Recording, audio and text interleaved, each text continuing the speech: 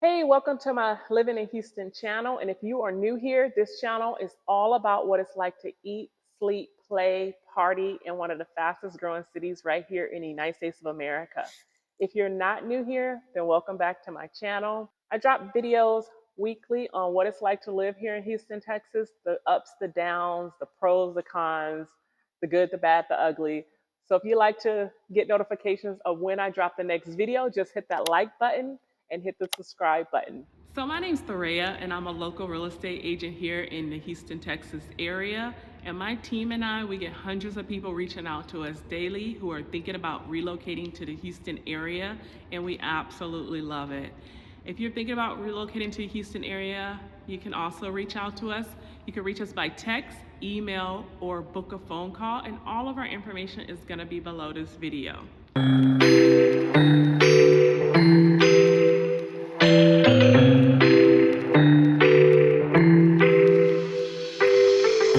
All right, hey you guys. So I'm always bragging on my city, Houston, Texas. I grew up here, but believe it or not, I actually moved away from Houston quite a few times. I moved to the East Coast, I moved to the West Coast, and today in this video, I'm going to talk about the top 5 reasons why I decided to move back to Houston, Texas.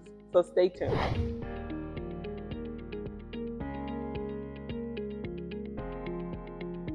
All right, so in today's video, I'm going to talk about the top 5 reasons why I decided to come back to Houston, Texas and settle down here after moving away and going to 2 major cities right here in the United States of America. So some ages ago, Houston was not the way it is today. The videos you see today, the way our subdivisions look, the nightlife we have, all this stuff I show you guys on social media, it wasn't always like that. We were a smaller city. I remember when we were like 500,000 people, maybe a million, and now we're up to almost 6 and 7 million when you include the surrounding suburbs that we have. Our downtown was super boring. I think Macy's was down there, office buildings, and it closed at like 6 o'clock or something. When everybody got off work, that downtown was shut down. It was nothing to do down there. So we didn't have all the major stores and shopping that we have today. We had a lot of stuff, but it just was not like it was today. So growing up here, I decided after high school, well, where do I want to go? What else do I want to see? I know this is a big country. There's a lot going on. So let me go out to the West Coast. So I went out to the West Coast and I went to Seattle. And I went to college out there as well. So with Seattle, it was a great city. The people were really friendly. That's one of the great things about Seattle. It has Mount Rainier, which is an inactive volcano. It's very lush and green, lots of hills, all the stuff Houston didn't have because Houston is really flat. The only problem with Seattle, of course, the cost of living was a little bit higher than what I was used to in Houston, of course. At that time, I think we can get an apartment for $400 to $600 or something, and there, of course, it was double that. And Seattle is home to Boeing, which is a large employer in the United States, as well as Microsoft, which is a conglomerate in our world because of what Bill Gates has been able to do. And by the way, I met Bill Gates when I was living in Seattle. He's a pretty cool, nerdy dude. But so the problem with Seattle is it rains a lot, and of course that's probably why it's so lush and green. And it gets colder than Texas. And when I went out there, the funny thing is I remember going to class and my teacher said, "Where's your clothes? Where's your coat? Where's your sweater?" And I'm like, I was not prepared for this kind of weather.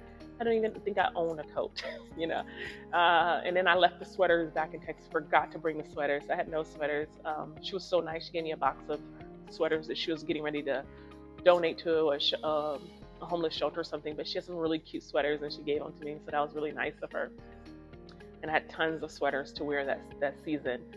But it was really, like I said, it was really cold. It rained a lot. It is dark. It gets dark early out there. So even during like the springtime, like it's spring right now in Houston, you can see it's very bright outside. It's gorgeous. You know, sundress weather, shorts, whatever. It's just gorgeous. There, this time of the day, it would already be gray outside. It would be dark. It would be gloomy. And of course, that affected my mood, but from what I understood, it affected a lot of the residents' moods out there. I was told Seattle had a high suicide rate because of it. I was told that their murder rate was higher at that time because of it. I never verified any of that information, but it was just something that I heard on the news or was known about Seattle.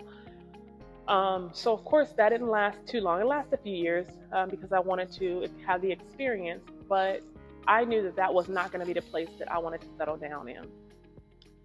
So I started thinking, okay, well, where else can I go? What's another big fun city? Being a young girl, where could I go and explore?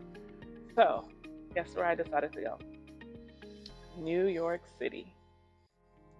Fashion, music, Broadway shows, Times Square. I mean, a melting pot of all cultures from all over the world because I love to study like anthropology, cultural anthropology, and I love to study about different cultures and things like that and history. So I wanted to go somewhere where it was a melting pot. So I was like, well, what other place in the United States is a melting pot besides, that comes anywhere close to New York at that time? Well, there weren't very many places that I can think of. So, of course, I headed out to the East Coast. I headed to New York City and, got off. I don't know if I took the bus or the train or whatever, but got off and I was like, I'm in New York. It's going to be fabulous. I'm going to have a great time. So, New York was fun. I'm just gonna go over all the cons probably first. The cons of New York were the pee in the alleys as you walk down a street. It was just the areas of New York that I could afford to live in. That you walk down the alleyway. You walk down the street in the alleys, which is reeking of pee. New York rats are like the size of our cats here. They're like this damn big. The rats will walk up to you, which I was not. First of all, I'm scared. Like most women, I see a rat, I'm jumping on the nearest car, table, countertop. I don't like them. And I heard they carry diseases, and they're just disgusting. So New York has a major rat problem. There's probably more rats than our residents, and I think New York has over 10 million residents. And the rats are probably 20 million of them. The thing is with the rats, and I didn't grow up living with rats, they can get inside of your unit, your apartment unit. And so who's going to rescue me from these gigantic rats? The rat could be this small, but to a woman, a rat is like this. Okay? They're like lions. Okay? We're scared of them. We don't like them. They're filthy. So even if it was a little mice or something, if I called the maintenance guy, I can't remember what they're called in New York. They have a name, the SUPA or something. I can't remember what they're called. When I described it to them, these things were like gigantic and they were attacking me. And they were probably running out the nearest hole. I was that scared of them. I don't like them. So to get into your units very easy because they're living in the walls already in a lot of especially the older buildings out there. Even if they don't get in your units, let's say they seal up all the holes they can find in your unit, your landlord, and they can't get inside your unit or they don't get inside your unit. When you walk outside your front door in your apartment and you lock your door, they're in the hallway.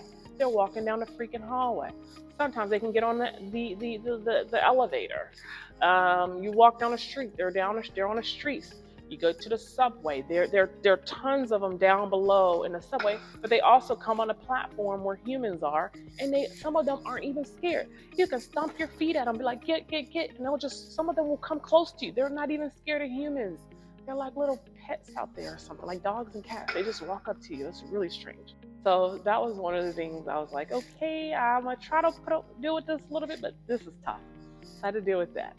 Another thing in New York is everyone just kind of comes up to you. Not everyone, but there's a lot of people trying to sell you stuff on the streets. I guess that's the beauty about it, that all the vendors on the streets and all the stuff you can find, at a discount. I guess that was a plus. But there were also some that would want to kind of walk up to you, not the vendors that are just set up on a street, because that gives you a chance to go up to them and ask and buy something from them. But there was a lot of people trying to sell you, kind of like walk up to you and sell you stuff, and always asking for money. Those people always getting on a train, always in a subway, performing. Everybody's trying to make a living. It's such a hustle and bustle city. So that was a tough thing as well, because I'm very giving, so I was always trying to give $1 here, give whatever, $5 here. There's always performers, and after living there for a while, I was just like, I can't give any more tips. Like, they come on a train, they start doing shows, playing some kind of, I don't know, guitar, or doing some dancing, and you want to support the arts and the crafts. At least I do. And it's just so many people. You just go broke trying to help everybody. I mean, it's crazy.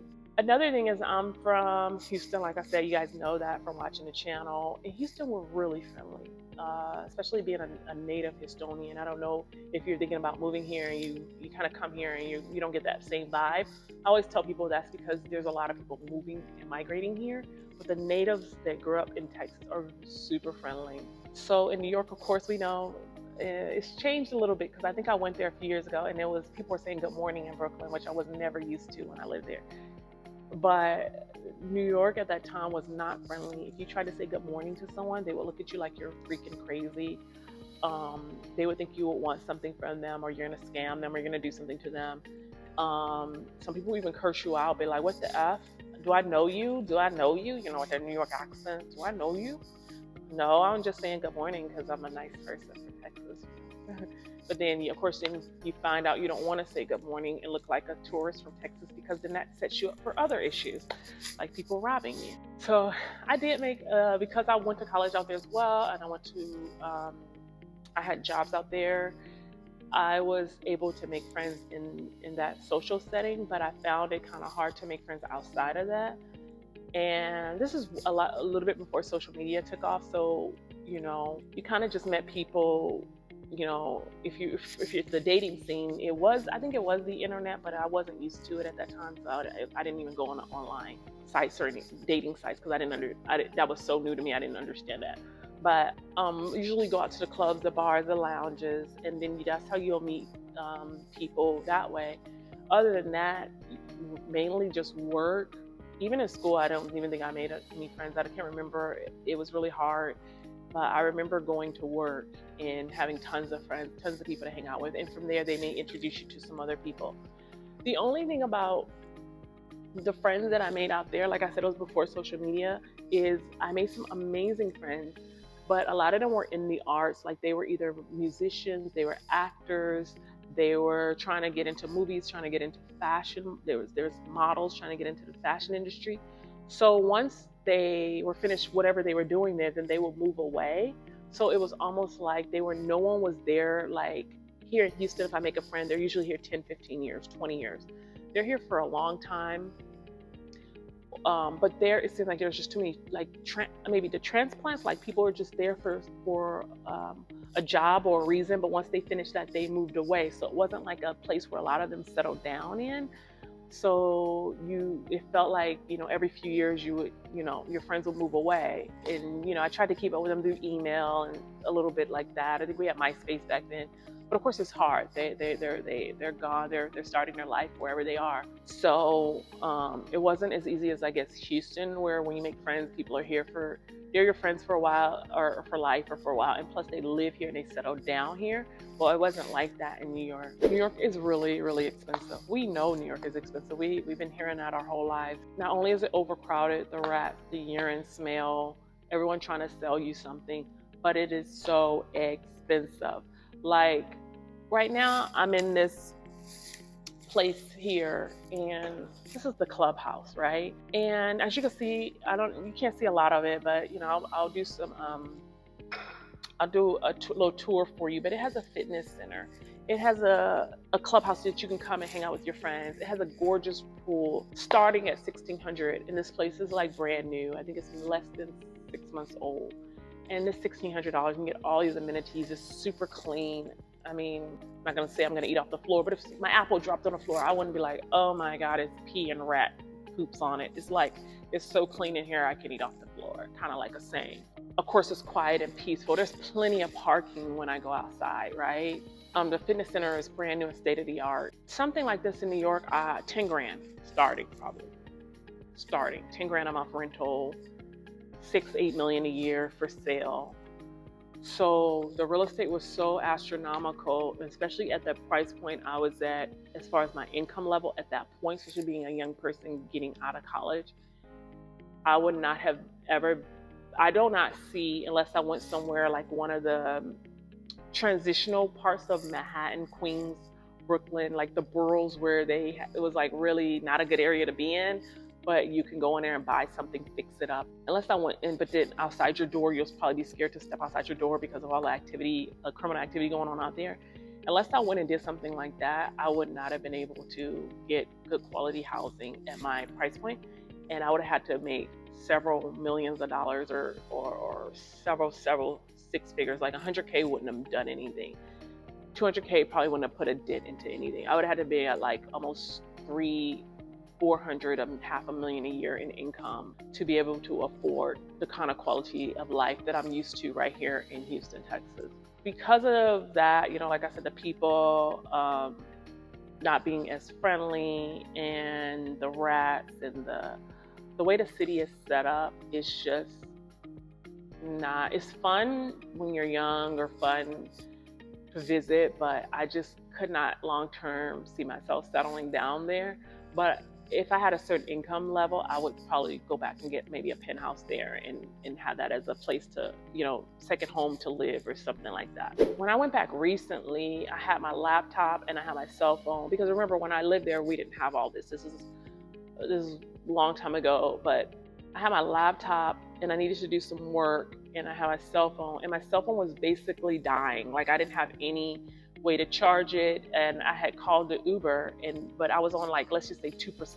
So we went to a restaurant. I think I spent over, for 3 people, a child and 2 adults, we spent like maybe $150, maybe with the tip and the food. And there was no plugs in the whole restaurant. I asked the girl at the hostess stand, can I plug up my phone so I can get call the Uber? And she's like, no, we don't allow any customers to plug up their phone. And I'm like, well, yeah, but I have to call my Uber or my phone's gonna die. And they were like, no, managers were like, no, we just had spent that money, which is not a lot of money. I mean, it's a lot, but it's not like we were spending thousands and buying bottles and champagne. But what I'm saying is like how I went into this place and I needed to plug my phone just for a little bit, just to get like a little percentage so that I can go and get our taxi or a ride. They would not allow us to do it. So I said, oh, okay, it's just this restaurant. So we started walking to Starbucks. I'm used to, in Houston, going into any Starbucks, sitting down, plugging in my phone, my laptop, no issues, and all I pay for is a $3, $4 cup of coffee.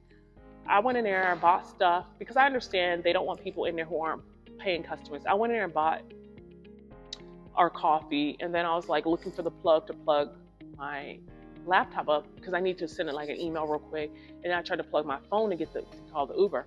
There was not one plug in there for you to do that with.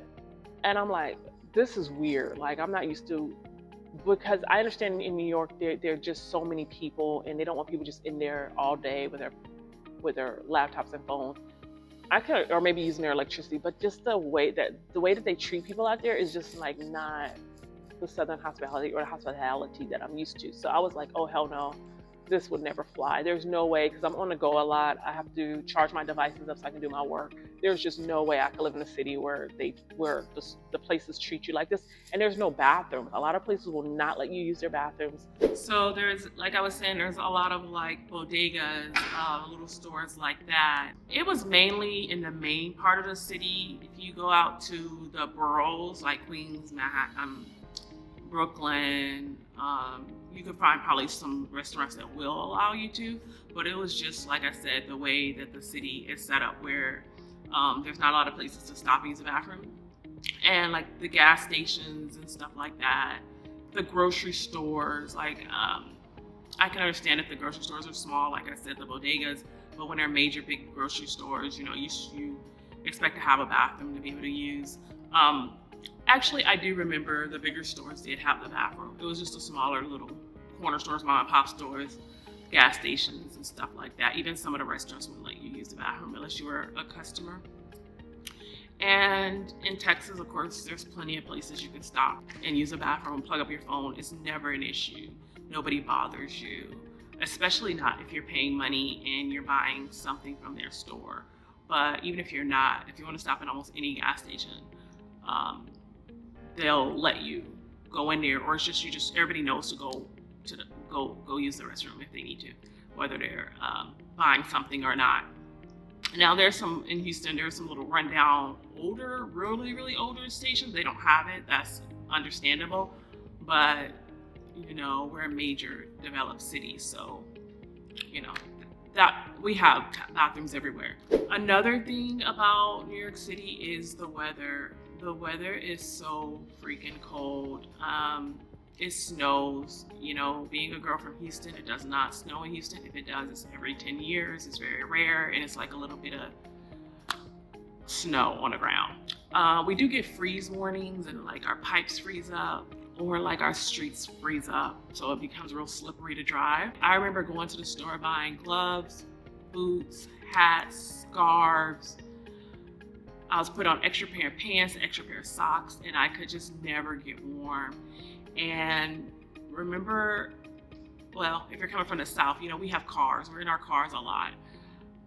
But in New York, you know, to have a car is really expensive as well. To find somewhere to park it is such a hassle. You just don't even want the car because it's just such a hassle to park it, unless you live in a house or a townhome or somewhere really far outside the city where there's plenty, you know, it looks like a suburb. So there's plenty of parking on the streets, or plenty of parking in your driveway or your garage, whatever. But I'm talking about the major city in the closer parts of the boroughs. Having a car is horrific there. So I had to take the subway, and occasionally if I'm out really late with friends, I would take the taxis. And taxis were, of course, more expensive. So, you know, on my college budget then, it just wasn't feasible to take taxis a lot. Then the subway was really cheap, a lot cheaper, and you can get like I think a daily pass, a weekly pass. So it's really affordable. But I remember having to wait for the subway. Even when you're walking to the subway from your apartment, you're freezing. You know, like you leave the house warm, but within 2 minutes, your hands are starting to freeze up. Your toes are starting to get icy cold. And then you have to go and wait for the train. And the trains in New York are super fast. I feel like they come every 5 minutes or something. They're super fast. But then there's certain times especially if you get off work late at night, where the trains are a little slower, and sometimes you could be waiting up to a half an hour for the train. And that's, like I said, usually later in the nighttime when, you know, bars and clubs are closing, or if you had a night job like I did, you were getting off work late at night. Because I was waiting tables at that time, so getting off really late, and so you go and you have to walk to the subway, which a lot of them weren't far depending on where you live. A lot of subways were like on every couple of blocks or corners you can go down into a subway. But waiting for them, even though you're underground, it was freezing. Your car out of snow if you had a car, finding somewhere to park it, walking in the snow, just the cold weather in general. Now, when I first moved there, I was really excited to see snow. Like anybody, when you don't see snow often in your city and you go somewhere and there's snow, you're like, oh, snowing, how nice and beautiful for New Year's or Christmas or whatever, Thanksgiving, whatever. But when you have to get up and live your day-to-day life in it, it's just not good for a Texas girl. It didn't work for me. The tax rate in New York, it just seemed like everything was higher. Everything you did was higher. It didn't matter if you just wanted to go buy flowers from the flower store on the corner, it seemed higher. If you go to any of the clubs or the bars, the door fees to get in was high. And it was really standard to have a lot of club and door fees there, whereas in Houston we had some, but it wasn't like there. It was like here we have a lot of ladies free nights and stuff. There it was just like no matter where you went, everybody was trying to collect the $20 to $50 entry fee, and then you would go on that spot and it wasn't even jumping, or sometimes it was jumping, sometimes it wasn't. Whereas here, you may pay $10, you may pay no fee, you may pay $10, you may pay $20, but if you're definitely paying $50 or $100, it's definitely a spot that's like really like the happening spot in the city, where that was just a normal price to get in on the weekend. I think they did have some free nights if you got there before 9 or something, but you know, who was getting there before 9 or whatever the time was? So everything was just so expensive. The tax rate, income tax, you know, is higher there. Here we don't have a state tax. We do have the federal tax. I think I talked about a lot of the negative, but I would say some of the pros or the positive about New York, of course, is the food. I mean, every major chef that's well known in the world, if they could afford it, has a restaurant in New York, or started a restaurant in New York. Every mom and pop that is in a restaurant business starts a restaurant in New York or tries to start a restaurant in New York. So it has feels like every continent, you know, of our earth. It has, you know, African food, and you find Jamaican food, and you find other Caribbean types of food, and you find Polish food, and Armenian, and lots of Italian. Of course, you know, Italians are really big in New York. You find, I can't even remember, seafood. I mean, it's just everything. You guys know. It's all the major culinary experiences that you can ever dream or hope for. You're gonna find in New York. You're gonna find the top fashion that you can find in the United States of America is gonna be in New York. Of course, they have Broadway, so you're gonna find all the best musicals and shows and concerts. Everyone's gonna come through New York. What I did like about it, another thing, is that, you know, celebrities just walk around New York. They're not like, nobody really bothers a lot of them. Or I didn't see that. I just saw them walking by. And I remember one time, if you guys remember the show from this like 70s and stuff, and I think they played it well into the 80s and the 90s. But there was a show called The Fonz, and I remember just walking down the street and people were like, "There's the Fonz, there's the Fonz, there's the Fonz!" Like, but it was like echoing. It was so cool. And then he was like, "Yeah, hey, everybody," you know. But he had no bodyguard or whatever. Just walking down the street as like normal person, which is how they should be treated. But you didn't see that here in Texas. A lot of times when celebrities would come through, unless they're local artists, a lot of times they had bodyguards and they had entourage and you couldn't get near them unless you have backstage passes. And in New York, are just like, they just walk up and down the street. I remember like following some of the Victoria's Secret models. Back then, you know, you had the Victoria's Secret catalogs, and you know, the Victoria's Secret models were always really popular. And then the Gap models were always really popular. And I remember like the restaurant I worked in, they would come in and eat dinner, and I would see like Tyra Banks and some other major models and celebrities and rap stars and musicians that I would just see on TV when I was living in Houston. There, they just came in person. Like I said, no bodyguard, just them maybe by themselves. So it was like really cool just to see like that. So those are just the positive. So then fast forward, why did I decide to come back to Houston, Texas? So we already went over like why New York just wasn't gonna work. The cost of living was outrageous. The weather was outrageous. The rats and the pea smell, it just wasn't working for me. Houston started to grow over the years. It started to develop into this like really major metropolitan city that it is today. We started having more job opportunities coming here. Stores like H&M and Zara that I shop at in New York started opening up here, Nordstrom's. And of course, a lot of other boutiques and other stuff started coming to Houston. Our music scene picked up. It's still nowhere near LA, New York, Miami, but Atlanta. So it picked up a lot. Our fashion scene started to pick up, just like different things. Restaurant entrepreneurs coming here, opening up different restaurants. A lot of the major restaurant chains you would see in other states started to come here and open up. So then the city just became really robust. It became more diverse, like more people from other countries and cultures started moving here, which, like I said, I love. That's what I loved about New York and Seattle, just seeing other and experiencing other people and cultures. So then more people started migrating here, and I love that. So when people would come here, they started bringing their traditions, their food, you know, their attire, the way they dress. So then it became like a melting pot. And so I started, I had everything I need, of course. It was easier to buy a home here than compared to New York and Seattle. It was easier to buy investment properties here. And like I said, the city just grew into this robust major city that it is today. So I decided, hey, I have everything I need, great weather most of the year around, at least I would say like 10, 11 months out of the year, we have some pretty good weather.